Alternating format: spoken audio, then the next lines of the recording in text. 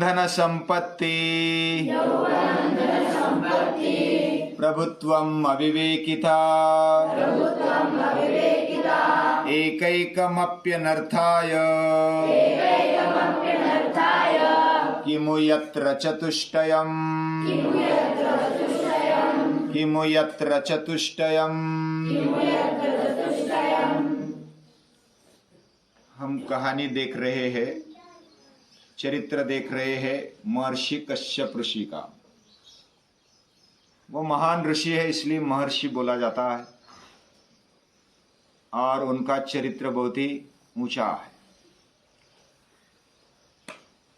उनका गोत्र, जिसको गोत्र पता नहीं उसको लगाया जाता है। ये ऐसे महान है जिसका कोई पिता नहीं, उनके वो पिता है, सभी को संभालने वाले। हम यहां तक आए थे, परशुराम की शिक्षा हो गई, वह दूसरी ओर अपने अपने काम में चले गए, कर्तव्य कर्म करने के लिए चले गए। उनके पिता है जमदग्नि ऋषि और परशुराम विदाई लेकर चले जाते हैं। उसके बाद तपस्वाध्याय निरत ऐसे कश्यप ऋषि अपने आश्रम में बहुत सारा लिखान कर रहे हैं, कुछ संशोधन कर रहे हैं और उधर जो भी साधक आते हैं उनके साथ वे संवाद करते हुए अपनी विद्या को सही उपयोग में लाते हैं।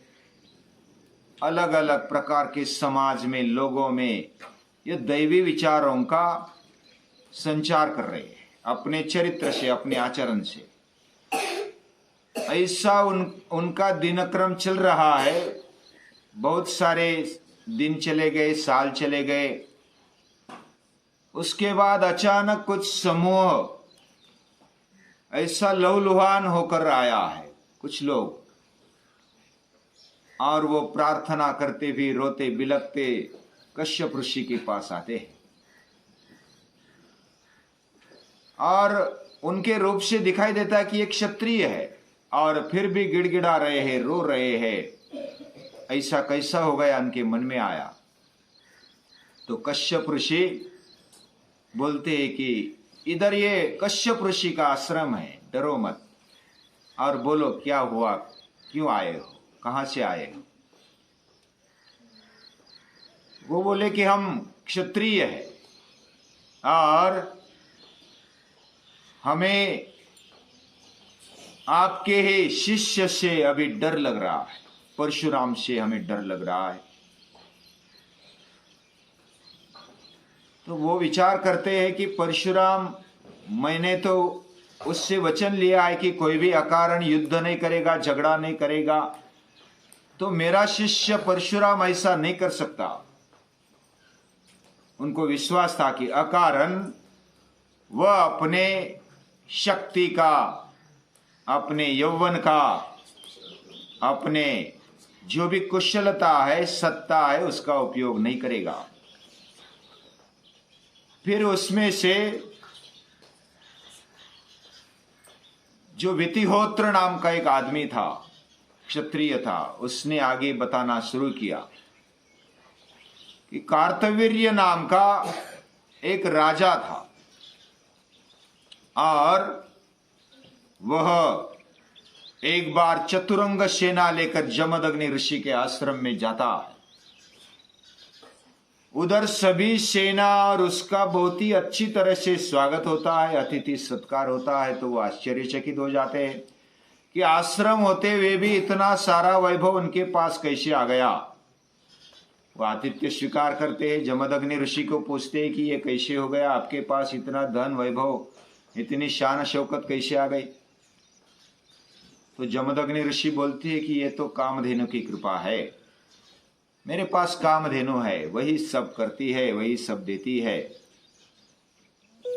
तो कार्तवीर्य ने अपने मन में रखा, उस समय तो चला गया, लेकिन बाद में उसके मन में ऐसा आया कि इस कामधेनु को बस ले लेना चाहिए। तो उसने फिर से आक्रमण करते हुए आश्रम पर आक्रमण करते हुए उस कामधेनु को भगा कर ले गए और आश्रम को तहस नहस कर दिया। कामधेनु को ले जाने के बाद उधर परशुराम तब बाहर गए होते। परशुराम जी आ गए, उनको पता चला कि ये कामधेनु को लेकर चले गए और तहस नहस भी किया है आश्रम को। ये अच्छी बात नहीं हुई, मैं उनको छोड़ूंगा नहीं। उन्होंने परशु उठाया और चल पड़े और कार्तवीर्य के पास जाकर उनसे लड़ाई की और उसको मार डाला। कार्तवीर्य ऐसा था, यौवन था, धन संपत्ति थी, प्रभुत्व था, अविवेक था। यौवनम धन संपत्ति प्रभुत्वम अविवेकिता एकैकमप्यनर्थाय किमु यत्र चतुष्टयम। एक भी आता है तो अनर्थ हो जाता है। उसके पास बहुत सारी ये चीजें आ गई, सभी आ गए। यौवन था, फिर प्रभुत्व था, धन संपत्ति थी, अविवेकी भी था। तो ये बातें आने के कारण परशुराम जी को ऐसा लगा कि ऐसे उन्मत्त क्षत्रियों को जीने का अधिकार नहीं, उनको मार डालना चाहिए।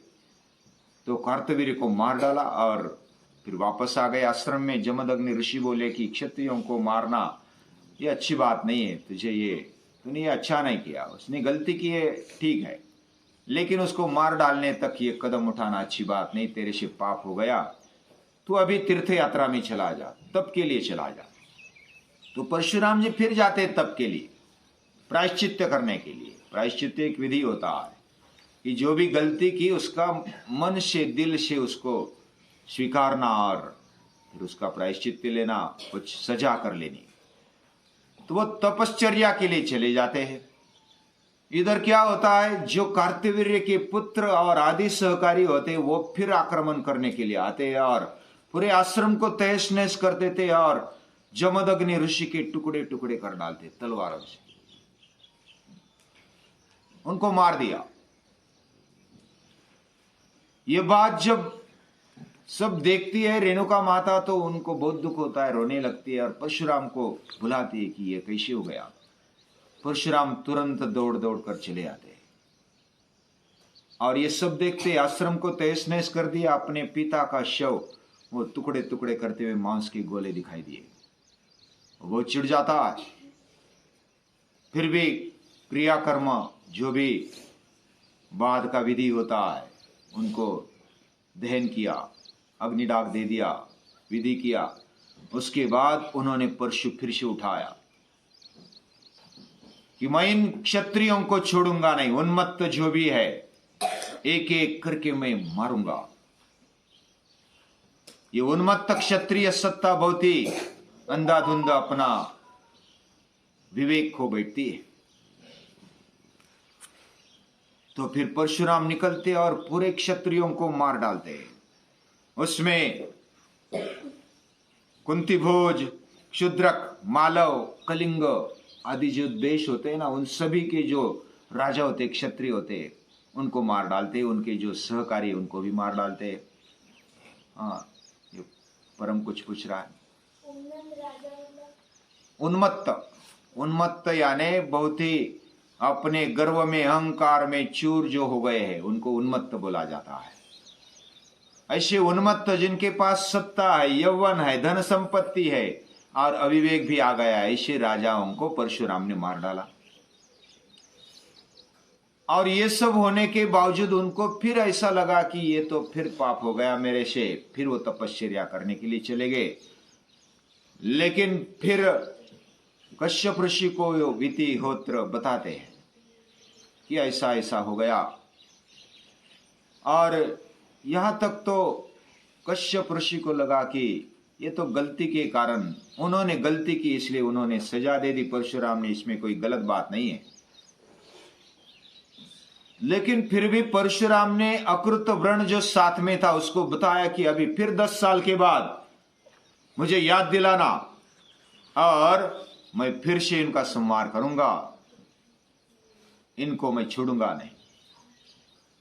फिर 10 साल के बाद अकृत व्रण ने याद दिलाया और फिर एक बार उनके जो वंशज थे उनको भी मार डाला। और ऐसा हर 10 साल के बाद वह परशुराम आ जाते और मार डालते, उनका भी विवेक खो गया। तो फिर हम अभी क्षत्रिय वंश रहेगा नहीं इस पृथ्वी पर, उनका वंश, उनके वंशज रहेंगे नहीं। और जो वितिहोत्र बताता है और रोता है कि हमें अभी परशुराम से डर लग रहा है, हम कांप रहे हैं उनसे, इतना वो भयंकर रूप लेते हैं। और आपका शिष्य किसी से वो अभी सुन नहीं रहा, किसी का भी सुन नहीं रहा है, आपका सुनेंगे ऐसा हमें लगता है। आपसे हम प्रार्थना करते हैं कि उसको कुछ बताओ। तो कश्यप ऋषि बोलते हैं कि ठीक है, सभी क्षत्रियों को अभयदान दे दो, उनको बोलो कि डरो नहीं, मैं कुछ करता हूं। तो वितिहोत्र बोलता है कि आपका भी सुनेगा। हाँ, परशुराम इतने क्रोधी होते, उनके क्रोध के आगे कोई भी टिकता नहीं है। इतने सारे क्षत्रियों को मार डाला अकेले परशु ने। उनकी हाथ में जब परशु आ जाता है तो वो भयंकर मृत्यु जैसे लगते हैं और पूरा संहार कर देते हैं। क्या आपका सुनेंगे? तो कश्यप ऋषि बोलते हैं कि वो मेरा शिष्य है, परम शिष्य है, वह मेरा सुनेगा, ऐसा मुझे लगता है। और उनके मन में भी आया कि क्या सचमुच वो सुनेगा मेरा। लेकिन अभी तो अभयदान दे दिया, अभी वितिहोत्र को बता दिया कि आप निर्धास्त होकर के चले जाओ, मैं देखता हूं आगे क्या करना है। तो वो निकल पड़ते हैं, आश्रम से निकल पड़े।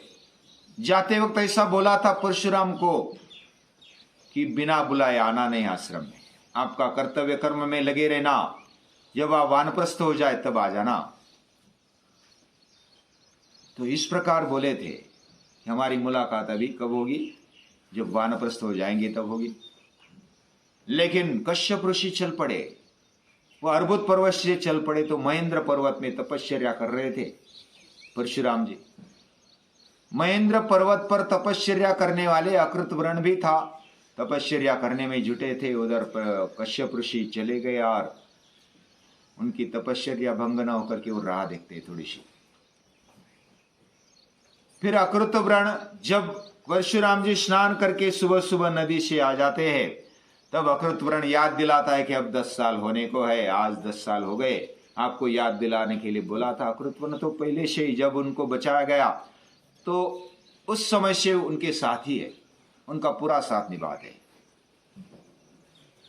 तो उन्होंने याद दिलाया, उन्होंने फिर अपना क्रोधाग्नि भड़क गया, परशु उठा लिया और अभी फिर से क्षत्रिय सत्ता को छोड़ूंगा नहीं, उनको मार डालूंगा, ऐसा सोच करके बोल करके वो निकलते। तो फिर कश्यप ऋषि बोलते कि पुत्र, ये बार बार ऐसा करना, अगर कोई अग्नि में घी डालता है बार बार तो अग्नि और भड़क उठता है, वैसा तू काम कर रहा है, ये अच्छा नहीं है। तो उनको ये आवाज पहचान वाली लगी और वो इधर उधर देखते, फिर भी अग्नि भड़का नहीं। जो क्रोधाग्नि वह बहुत ही क्रोधित हो गए, वो भी अभी शांत नहीं हुआ है। फिर भी आवाज सुनने के कारण थोड़े विचलित हो गए और फिर देखते हैं तो अरे ये तो गुरु है, गुरु जी है। वह फिर आकर के नतमस्तक हो जाते हैं कि आपको इधर आना पड़ा, क्या बात है, बोलो, आप आज्ञा करो। तो बोलते हैं कि आप जो भी ये संवार का आरंभ किया है, ये अच्छी बात नहीं है। फिर परशुराम जी बोलते हैं कि उन्मत्त क्षत्रियों को दंड दिए बिना वो सुनते नहीं है। जो उन्मत्त हो जाता है तो दंड ही देना चाहिए उनके लिए, ये अन्याय सहन नहीं कर सकता मैं, और इसके लिए दंड देना ही उचित है, इसके सिवा दूसरा कोई रास्ता ही नहीं है। तो फिर कश्यप ऋषि बोलते हैं कि मैं अभी जो दक्षिणा है, गुरु दक्षिणा वो लेने के लिए आया हूं, और इसलिए तू गुरु दक्षिणा दे दे मुझे। फिर परशुराम जी बोलते हैं कि बोलो आपको क्या चाहिए, मैं भगवान को भी आपको, भगवान तक आपके लिए पेश कर सकता हूं गुरु दक्षिणा में, बोलो आपको क्या चाहिए। तो बोलते हैं कि तू बालक जैसा समझता नहीं, तेरे से गलतियां हो जा रही है, तो परशुराम जी को लगा कि क्या गलती हुई मेरे से। वो पूछते क्या गलती हो गई। फिर कश्यप ऋषि बताते मैं आने से लेकर के देखता हूं तू बोलते ही जा रहा है। पहले तो हर रोज या तो जो भी समय आता था तो मधुपर का पूजन करता था। मधुपर का पूजन यानी पांव गिरना, पांव धोना, फिर पूजन करना, और वो उनका मुंह मीठा करके जैसा आतिथ्य सत्कार करते। कोई बड़ा आता है तो इस प्रकार पूजन किया जाता है, उसको मधुपर का पूजन बोलते हैं। और ये न करते हुए तू बोले ही जा रहा है, अपना वाद विवाद चले बोलता जा रहा है, करता जा रहा है। तू बालक जैसा है, अभी भी तेरी बालकीय बुद्धि अभी कम नहीं हुई। तो परशुराम जी फिर बोलते कि क्षमा करो, मैं भूल गया, मैं उन्मत्त हो गया, मेरा विवेक मैं खो गया। मैं सारी पृथ्वी, जो भी पृथ्वी मैंने सभी राजाओं को मार दिया था तो सभी पृथ्वी परशुराम की केवल आंखों के इशारे पर चलती थी। इतना वो डर पैदा हुआ था। तो मैं पूरी पृथ्वी आपको देता हूं और बोलो तो मेरा मस्तक आपको काट दो, इतनी मेरी अभी तैयारी है। बोलो आप आज्ञा करो शिव, क्या तू जो बोलेगा वैसा करेगा। तो उसने पानी ले लिया और तुरंत ये पूरी पृथ्वी छोड़ दी। फिर कश्यप ऋषि बोलते परशुराम को कि तूने ये तो दान किया, पूरी पृथ्वी दान की कर दी, ये सभी राज्य मुझे दान कर दिए, पूरे राज्य पूरी पृथ्वी मुझे दान कर दी। तो अभी तूने जो भी जीते हैं या तो परास्त किए, अभी तू भी इधर कैसे रह सकता है। जो दान किया उसको फिर लिया नहीं जाता। तो तूने ये पृथ्वी दान कर दी है तो इधर तू नहीं रह सकता है। फिर परशुराम जी बोलते हैं कि जैसे आपकी आज्ञा। फिर बोलते नहीं कि मैं किधर जाऊंगा, क्या करूंगा, एक शब्द नहीं। जैसी आज्ञा की कश्यप ऋषि ने वैसे वो कमंडलू लेकर निकलते, बस निकल जाते। और फिर कश्यप ऋषि बोलते हैं कि उधर जा जिधर सह्याद्री और बाकी दक्षिण भारत में चले जा। उधर सागर और जो सह्याद्री है, कोकन है, वो लड़ रहे हैं आपस में। वह भी भूल गए। पूरी सत्ता, क्षत्रिय सत्ता नष्ट होने के कारण जो भी व्यवस्था है वो भटक गई है। खाओ पियो मजा करो, जो भी जिसके आया मन में वो करने लगा है। और फिर से समाज में व्यवस्था अव्यवस्था हो गई। इसलिए अभी दक्षिण में चला जा, सह्याद्री और जो सागर का झगड़ा है उसको अपने कौशल से, बुद्धि से, विवेक से और प्रेम से उसको मिटा दे। ये तेरे लिए आह्वान है। और तू उधर जा और उधर काम कर। अभी हमारा जो प्रदेश है ना सह्याद्री, हम सह्याद्री के आसपास रहते हैं और इधर से लेकर के पूरे दक्षिण भारत तक उसको परशुराम आश्रम बोला जाता है। अभी भी ये पूरा दक्षिण भारत परशुराम आश्रम है।